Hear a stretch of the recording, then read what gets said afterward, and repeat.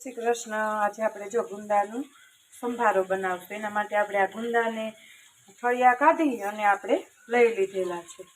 જો મીઠું નાખી અને ઠળિયા કાઢી લીધા હતા। હવે એને લઈને આપણે થોડુંક તેલ નાખીને એની અંદર હિંગ નાખી અને પછી આપણે આ ગુંદાને બધાને આવી રીતે આપણે શેકી લઈશું। 2 પાવડા તેલમાં બધા જ ગુંદા શેકી લઈશું। જો ખાડા કરીને આપણે મીઠાવાળી છરી કરી અને બધા જ ગુંદાના ઠળિયા કાઢી લીધા છે। પછી આપણે તેલ મૂકી અને થોડુંક હિંગ નાખી અને આવી રીતે તળી લેશું બધા જ ગુંદાને ધીમા ગેસે। પછી તળાઈ જાય પછી આપણે એમાં આપણે આ મેથીનો ભૂકો કર્યો છે। થોડીક મેથીને આપણે આરામારી શેકી નાખી છે। શેકી અને ખાણી અને દસ્તા વડે ખાંડી અને આવો ભૂકો તૈયાર કર્યો છે।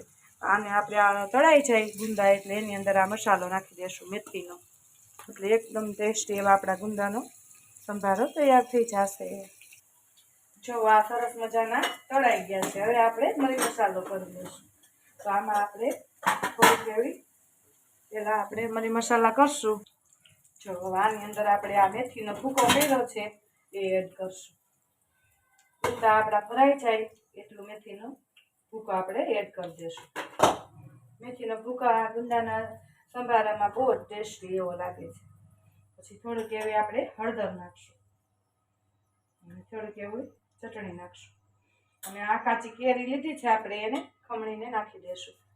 પડી હોય તો નખાય, ન હોય તો ન નાખી તો પણ હાલે, પણ આમાં આપણે ગુંદાના સંભારામાં સહેજ ખટાશ હોય તો મજા આવે એમ। લીંબુ તમે નીચવી નાખો તો પણ હાલે।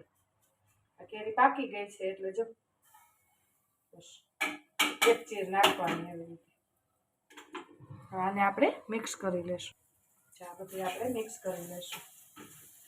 મેથી શેકાઈ ગયેલી છે એટલે હવે વાર નહીં લાગે સહેજ।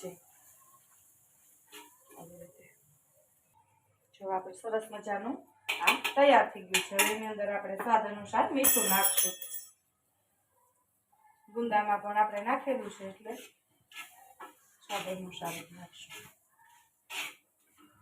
હવે આને આપણે ઢાંકી અને 5 મિનિટ માટે રહેવા દઈશું એટલે આ બધું મરી મસાલો અંદર સરસ મજાનો ચડીને ગુંદાની અંદર રહી જાય। આપણે ગમેની વસ્તુ થાળી કે ગમે ઢાંકી અને આપણે આને 5 મિનિટ માટે ચડવા દઈશું એટલે આપણો ગુંદાનો સંભારો થઈ જશે તૈયાર। જો હવે આપણે ખોલીને જોઈ જશું। જો આપણો તો સંભારો થઈ ગયો છે તૈયાર। હવે આપણે ગેસ બંધ કરી દઈશું। જો એકવાર આપણે હલાવી લઈશું। સરસ મજાનો આપણો ગુંદાનો સંભારો તૈયાર થઈ ગયો છે। જો તો તૈયાર છે આપણો ગુંદાનો સંભારો। બાય બાય, જય શ્રી કૃષ્ણ।